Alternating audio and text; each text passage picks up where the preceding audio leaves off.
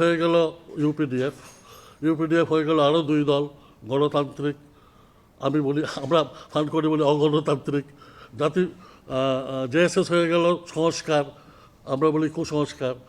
চার পার্টি কিন্তু চাঁদাবাজি করে। হিলট্রাক্সে এদেরকে বলা হয় এক টিক্কা দুই টিক্কা, মানে একজন 1 টাকা নেয় আর 2 টাকা নেয়।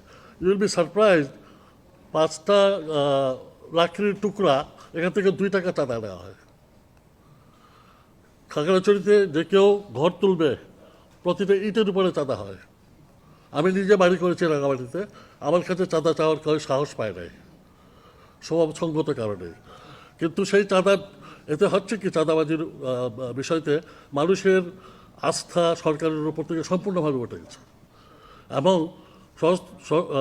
নিরাপত্তা বাহিনী যারা আছে, পুলিশ, মিডিয়া, সেনাবাহিনী, তাদের উপর থেকেও কোনো রকমের সমস্ত আস্থা উঠে গেছে।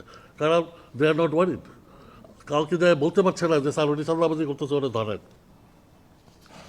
আমরা যারা ওখানে বাস করি আমরা জানি এতে যেটা হয়েছে চাঁদার উপরে অ্যাকশন না নেওয়াতে। যেমন গত বছর পাহাড়ে আম 10 টাকা করে বিক্রি হয়েছে কেজি, আম্রপালি। কারণ ইউপিডিএফ,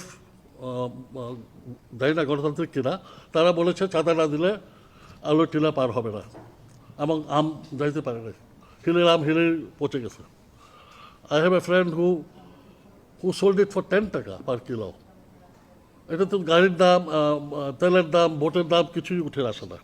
আমি আবার চিন্তা করি, এই যে ইউপিডিএফের যে ভদ্রলোক প্রসিদ্ধ খিসা, তার নাম শুনে আসতেছে 27 বছর ধরে, আমি তার কোনোদিন চেহারা দেখি নাই।